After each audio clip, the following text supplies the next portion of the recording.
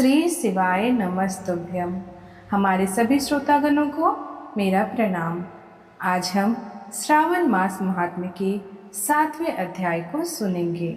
श्रावण मास महात्म्य के 7वें अध्याय में मंगला गौरी व्रत का वर्णन तथा व्रत की कथा का वर्णन किया गया है।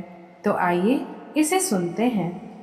ईश्वर बोले, हे सनत कुमार, अब मैं अति उत्तम भौम व्रत का वर्णन करूंगा, जिसके अनुष्ठान करने मात्र से वैधव्य नहीं होता है। विवाह होने के पश्चात 5 वर्षों तक यह व्रत करना चाहिए। इसका नाम मंगला गौरी व्रत है। यह पापों का नाश करने वाला है। विवाह के पश्चात प्रथम श्रावण शुक्ल पक्ष में पहले मंगलवार को यह व्रत आरंभ करना चाहिए। केले के खंभों से सुशोभित एक पुष्प मंडल बनाना चाहिए और उसे अनेक प्रकार के फलों तथा रेशमी वस्त्रों से सजाना चाहिए। उस मंडप में अपने सामर्थ्य के अनुसार देवी की स्वर्णमयी अथवा अन्य धातु की बनी प्रतिमा स्थापित करनी चाहिए। उस प्रतिमा को 16 उपचारों से, 16 दुर्वदलों से, 16 चावलों से तथा 16 चने की दाल से मंगला गौरी नामक देवी का पूजा करना चाहिए और 16 बातियों से 16 दीपक जलाना चाहिए। दही तथा भात का नैवेद्य भक्ति पूर्वक अर्पित करना चाहिए। देवी के पास ही पत्थर का शिला तथा लोढ़ा स्थापित करना चाहिए। 5 वर्ष तक इस प्रकार से करने के पश्चात उद्यापन करना चाहिए। वह माता को बावन प्रदान करना चाहिए, जिसकी विधि आप सुनिए। अपने सामर्थ्य अनुसार एक फल प्रमाण सुवर्ण की अथवा उसके आधे प्रमाण की अथवा उससे भी आधे प्रमाण की मंगला गौरी की प्रतिमा निर्मित करानी चाहिए। अपनी शक्ति के अनुसार स्वर्ण आदि से बने तंडुल पूरित पात्र पर वस्त्र तथा रमणीय कंचू की ओढ़नी रखकर उन दोनों के ऊपर देवी की प्रतिमा स्थापित करनी चाहिए। पास में चांदी से निर्मित सील या लोहा रखकर माता को वायन प्रदान करना चाहिए। इसके बाद 16 सुवासिनियों को प्रयत्नपूर्वक भोजन कराना चाहिए। हे विप्र, इस विधि से व्रत करने पर 7 जन्मों तक सौभाग्य बना रहता है और पुत्र आदि के साथ संपदा विद्यमान रहती है। सनत कुमार बोले, सर्वप्रथम इस व्रत को किसने किया था और किसको इसका फल प्राप्त हुआ? हे शंभो, जिस प्रकार से मुझे इसके प्रति निष्ठा हो जाए, कृपया करके वैसे ही बताइए। ईश्वर बोले, हे सनत कुमार, पूर्व काल में कुरु देश के ऋतुकृति नामक एक विद्वान कीर्तिशाली शत्रुओं का नाश करने वाला 64 कलाओं का ज्ञाता तथा धनुर्विद्या में कुशल राजा हुआ था। पुत्र के अतिरिक्त अन्य सभी शुभ चीजें उस राजा के पास थी। अतः वह राजा संतान के विषय में अत्यंत चिंतित हुआ और जब ध्यानपूर्वक देवी की आराधना करने लगा, तब उसकी कठोर तपस्या से देवी प्रसन्न हो गई और उससे यह वचन बोली, हे सुव्रत, व्रत मांगो। श्रुतकृति बोला, हे देवी, यदि आप मुझ पर प्रसन्न हैं तो मुझे सुंदर पुत्र दीजिए। हे देवी, आपकी कृपा से अन्य किसी भी वस्तु का अभाव नहीं है।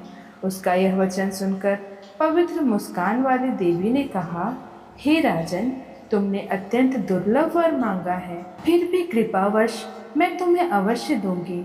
किंतु हे राजेंद्र, सुनिए, यदि परम गुणी पुत्र चाहते हो तो वह केवल 16 वर्ष तक जीवित रहेगा, और यदि रूप तथा विद्या से विहीन पुत्र चाहते हो तो दीर्घजीवी होगा। देवी का यह वचन सुनकर राजा चिंतित हो उठा और पुनः अपनी पत्नी से परामर्श करके उसने गुणवान तथा सभी शुभ लक्षणों से संपन्न 16 वर्ष की आयु वाला पुत्र मांगा। तब देवी ने भक्ति संपन्न राजा से कहा, हे नृपनंदन, मेरे मंदिर के द्वार पर आम का वृक्ष है, उसका एक फल लाकर मेरी आज्ञा से अपनी भार्या को उसे भक्षण करने हेतु प्रदान करो, जिससे वह शीघ्र ही गर्भ धारण करेगी। इसमें संदेह नहीं है। प्रसन्न होकर राजा ने वैसा ही किया और उसकी पत्नी ने गर्भ धारण कर लिया। 10वें महीने में उसने देव तुल्य सुंदर पुत्र को जन्म दिया। तब हर्ष और शोक से युक्त राजा ने बालक का जात कर्म आदि संस्कार किया और शिव का स्मरण करते हुए उसका नाम चिरायु रखा। उसके बाद पुत्र के 16 वर्ष होने पर पत्नी सहित राजा चिंता में पड़ गए और विचार करने लगे कि यह पुत्र बड़े कष्ट से प्राप्त हुआ है और मैं इसकी दुखद मृत्यु अपने सामने कैसे देख सकूंगा। ऐसा विचार करके राजा ने पुत्र को उसके मामा के साथ काशी भेज दिया। प्रस्थान के समय राजा की पत्नी ने अपने भाई से कहा कि कार्पटिक का वेश धारण करके आप मेरे पुत्र को काशी ले जाइए। मैंने भगवान मृत्युंजय से पूर्व में पुत्र के लिए प्रार्थना की थी और कहा था कि हे विश्वेश, आप जगतपति की यात्रा के लिए मैं उस पुत्र को अवश्य भेजूंगी। अतः आप मेरे पुत्र को आज ही ले जाइए और सावधानी पूर्वक इसकी रक्षा कीजिएगा। अपनी बहन की यह बात सुनकर भांजे के साथ वह चल पड़ा। कई दिनों तक चलते चलते वह आनंद नामक नगर में पहुंचा। वहाँ सभी प्रकार के समृद्धियों से संपन्न वीरसेन नाम वाला राजा रहता था। उस राजा की एक सर्वलक्षण संपन्न युवा अवस्था प्राप्त मनोहर तथा रूप लावण्यमयी मंगला गौरी नामक कन्या थी। सभी उपनामों को तुच्छ करके सौंदर्य अभिवृद्धि को प्राप्त वह कन्या किसी समय सखियों के साथ क्रीड़ा करने के लिए गई हुई थी। उसी समय वह चिरायु तथा उसका मामा वे दोनों भी वहां पहुंच गए और उन कन्याओं को देखने की लालसा से वही विश्राम करने लगे। इसी बीच विनोद पूर्वक क्रीड़ा करती हुई उन कन्याओं में से किसी एक ने कुपित होकर राजकुमारी को रांडा या कुवचन कह दिया। तब उस अशुभ वचन को सुनकर राजकुमारी ने कहा, तुम अनुचित बात क्यों बोल रही हो? मेरे कुल में तो इस प्रकार के कोई नहीं है। मंगला गौरी की कृपा से तथा उनके व्रत के प्रभाव से विवाह के समय जिसके सर पर मेरे हाथ से अक्षत पड़ेगा, हे सखी, वह यदि अल्प आयु वाला होगा तो भी चिरंजीवी हो जाएगा। इसके बाद वह सभी कन्याएं अपने अपने घर चली गईं। उसी दिन राजकुमारी का विवाह था। बाहरी देश के धृतधर्म नामक राजा के सुकेतु नामक वाले पुत्र के साथ उसका विवाह निश्चित किया गया था। वह सुकेतु विद्याहीन, कुरूप तथा बहरा था।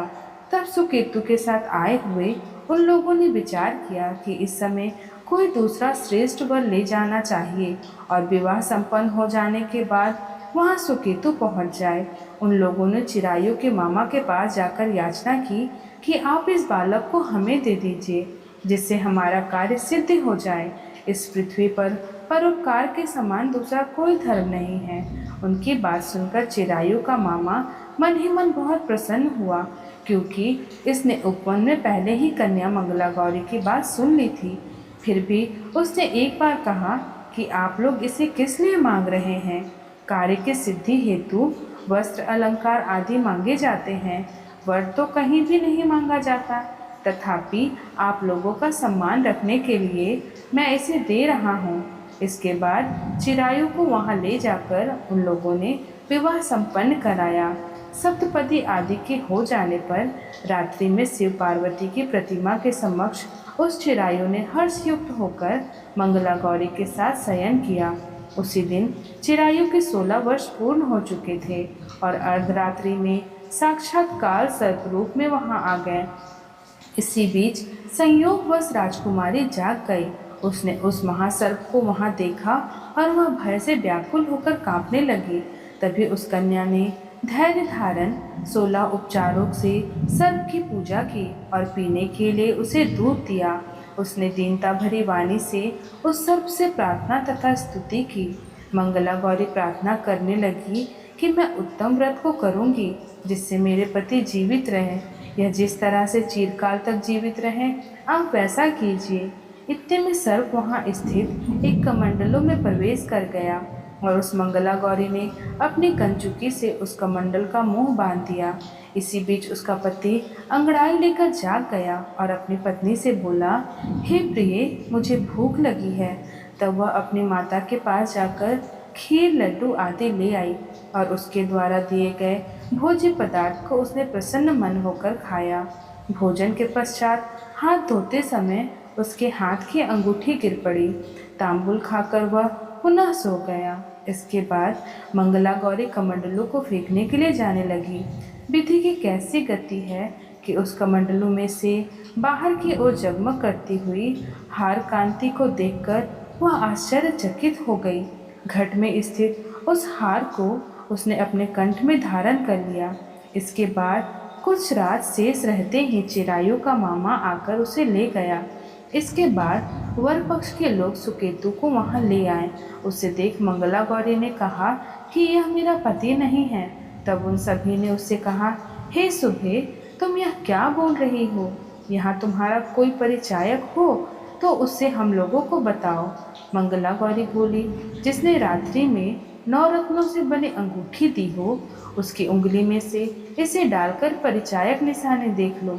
मेरे पति ने रात्रि में मुझे जो हार दिया था, उसके रत्नों का समुदाय कैसा है, इस बात को यह बताए। यह तो कोई अन्य ही है। इसके अतिरिक्त रात्रि में आम सींचते समय उनका पैर कुमकुम से लिप्त हो गया था। वह मेरी जांघ पर अभी भी विद्यमान है। उसे आप लोग शीघ्र देख ले। साथ ही रात में परस्पर भाषण तथा भोजन आदि जो किया गया था, उससे भी वह बता दे, यह निश्चय ही मेरा पति है। इस प्रकार उसका वचन सुनकर सभी ठीक है कहने लगे। किंतु जब एक भी बात ना मिली, तब सभी ने सुकेतु को उसका पति होने से निषिद्ध कर दिया और वर पक्ष वाले जिस तरह से आए थे उसी तरह से चले गए। उसके बाद अपने वंश को बढ़ाने वाले महान यश से संपन्न तथा परम मनस्वी मंगला गौरी के पिता ने अन्नपान आदि का सत्र चलाया। उसने वर पक्ष का वृतांत कानों कान सुन लिया कि स्वरूप से कुरूप होने के कारण लोगों के द्वारा किसी अन्य को वर के रूप में आदरपूर्वक लाया गया था। तब उन्होंने अपनी कन्या को पर्दे के भीतर बिठा दिया। उसके बाद 1 वर्ष बीतने पर यात्रा करके चिरायु अपने मामा के साथ यह देखने आया कि विवाह के बाद वहाँ क्या हुआ। तब उसे गवाक्ष के भीतर से देखकर वह मंगला गौरी अत्यंत प्रसन्न हुई और अपने माता पिता से बोली कि मेरे पति आ गए हैं। राजा ने अपने स्त्रीजनों को बुलाकर पूर्व में कहे गए सभी परिचायकों को निशानी को देखकर मंद मुस्कान वाली अपनी कन्या चिरायु को सौंप दी। राजा ने शिष्टजनों को साथ लेकर विवाह का उत्सव कराया। इसके बाद राजा वीरसेन ने वस्त्र आभूषण आदि, सेना, घोड़े, रथ और अन्य भी बहुत सी सामग्रियां देकर उन्हें विदा किया। उसके बाद कुल को आनंदित करने वाला वह चिरायु पत्नी तथा मामा को साथ लेकर सेना के साथ अपने नगर पहुंचा। लोगों के मुख से उसे आया हुआ सुनकर उसके माता पिता को विश्वास नहीं हुआ। उन्होंने सोचा कि प्रारब्ध अन्यथा कैसा हो सकता है।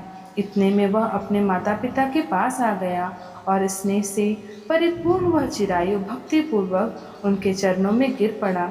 तब अपने पुत्र का मस्तक सूंघकर उन दोनों ने परम आनंद प्राप्त किया। पुत्रवधू मंगला गौरी ने भी सास ससुर को प्रणाम किया।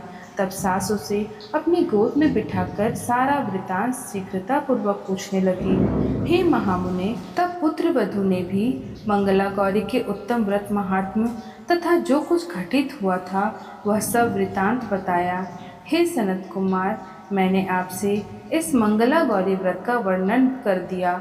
जो कोई भी इसका श्रवण करता है अथवा जो इसे कहता है, उसके सभी मनोरथ पूर्ण हो जाते हैं, इसमें संदेह नहीं है। सूत जी बोले, हे ऋषियों, इस प्रकार शिव जी ने सनत कुमार को यह मंगला गौरी व्रत बतलाया और उन्होंने सभी कार्य को पूर्ण करने वाले इस व्रत को सुनकर महान आनंद प्राप्त किया।